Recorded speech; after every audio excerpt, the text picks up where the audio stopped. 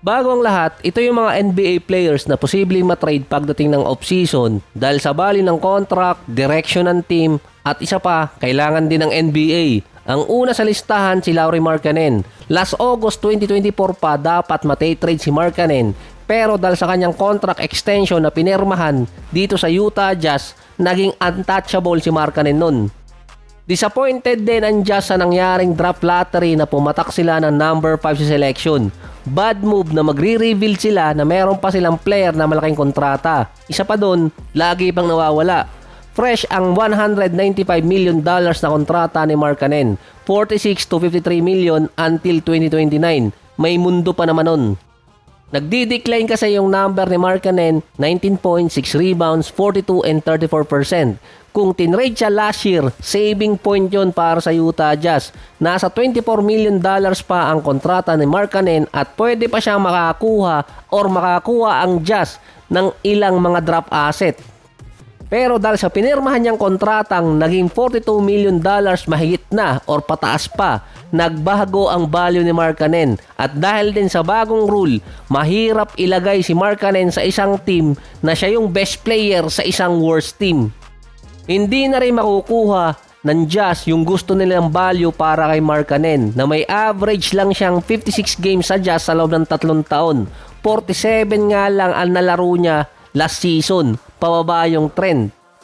Kaya parang nagkamali doon ng Jazz na hindi pa nila tinrade sa Golden State, ang team na may interest kay Markkanen noon. Sa ngayon, pagdating ng off-season, ang Philadelphia ang gustong kumuha kay Markkanen, kapalit naman yung Paul George contract.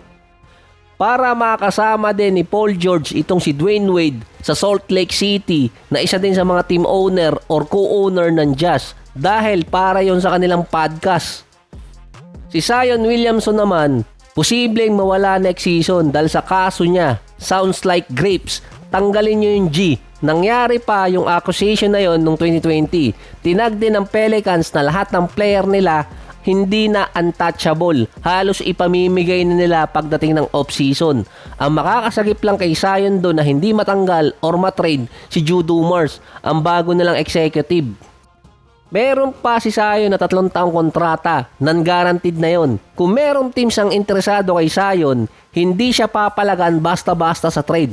Sa seryosong kaso kasi ni Zion na hindi lang grapes, merong kidnaps, merong assault, multiple na kaso ang binigay sa kanya, pwede mag-isip doon ng Pelicans na bitawan si Zion. At pwede din pumasok ang NBA doon kung papasok din sa collective bargain agreement yung mga naging kaso niya katulad ni Miles Bridges. Walang magiging issue sa salary cap ang Pelicans kapag basta na lang nila winave si Zion. Kumbaga, walang kontrata si Zion or matitirang kontrata na babayaran pa nila dahil non-guaranteed. Pwedeng kunin ng ibang teams sa mas mababang value si Zion at mag-iisip din ng ibang teams na makipag-trade sa kanya. Si Ja Morant naman nasa circulation ng trade. Bukod sa mga outside issue niya na kahit small market team ang Memphis, lagi pa siyang nahi-headline in a bad way. Ang isa sa mga reason kung bakit hindi naging effective ang Memphis nitong nakaraang season dahil nga sa system na ginagamit nila. Naging masyadong crowded yung loob ng paint kung saan umatake itong si Ja Morant dahil kay Shaq AD. Bukod pa doon, nagbabanta pa yung Jaren Jackson Jr. na kontrata. Sa pagitan ni Triple J at ni Ja Morant, parang mas matitrade pa si Jaren Jackson Jr.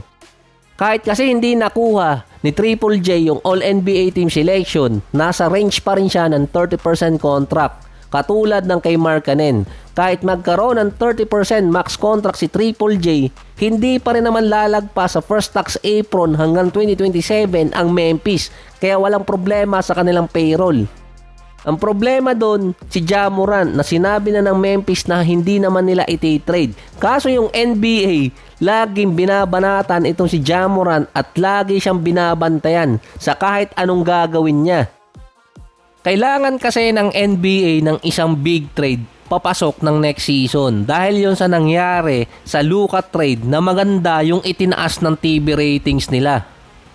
Ito lang yung hindi ko rin maintindihan bakit ito yung nilagay na frontrunner at nilagay sa rumors na ang reason nga kay Ja Morant kaya nga siya nilalagay sa trade ay dahil sa mga antics niya. Ang nilagay kasi doon na team na posibleng kumuha sa kanya, Miami Heat.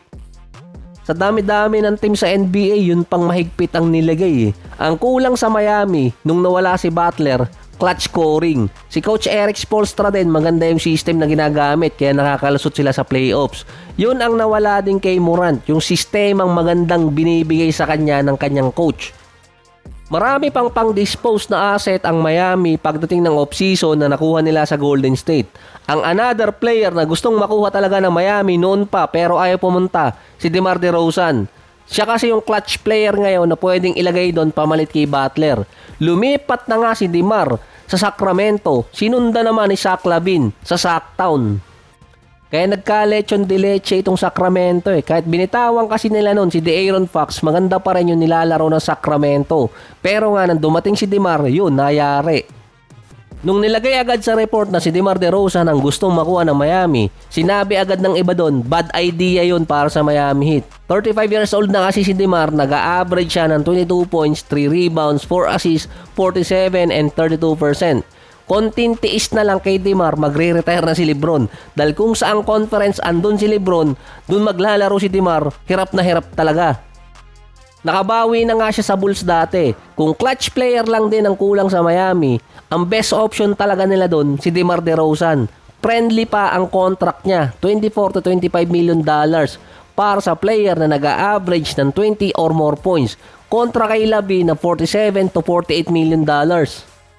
So, hindi bad idea para sa Miami na kunin si DeMar DeRozan via trade dahil bargain pa ang kontrata niya at hindi ganong kahirap i-adjust para sa salary cap at lalo na sa tax apron. Kung meron mang isang player na iintayin na matrade sa offseason bukod kina Giannis at Kevin Durant, ito si Trae Young. Sa dahilan na nasasayang din yung prime niya. Hindi siya nasama sa All-NBA team selection, kaya hindi rin siya makakakuha ng Supermax contract na parang may mali din sa statement na yon. Wala nang financial incentive si Trae Young para magstay sa Atlanta Hawks. Pero malaki pa rin naman ang makukuha niyang kontrata kung sakali. Iba kasi yung sitwasyon ng rumor sa kanya. Sinong team ang kukuha kay Trae Young pagdating sa trade? Para kasing mala Angel Reese yung dati nga ng stats ni Trae Young. Liability siya sa defense, liability din siya sa efficiency rating. Nasa average si Trae Young ng 24 points, 3 rebounds, 11 assists. Siya ang leader ngayong taon. 41% sa field na mababa yon para sa isang point guard. Nasa 34% mula sa 3-point area na mas mataas pa yung average ng isang role player. Kahit meron siyang 11 assists per game, meron naman siyang almost 5 turnover per game. May 2-year run pa kasi si Trae Young talaga sa kontrata niya sa Atlanta Hawks. 1 guaranteed at 1 player option. Hindi ko rin makita kung bakit sinasabing wala nang chance si Trae Young sa Supermax contract. May pagkakataon pa siya next year dahil sa player option niya sa 2027. Mukhang ayaw talaga ng iba dito kay Trae Young at makakuha siya ng isa sa biggest contract.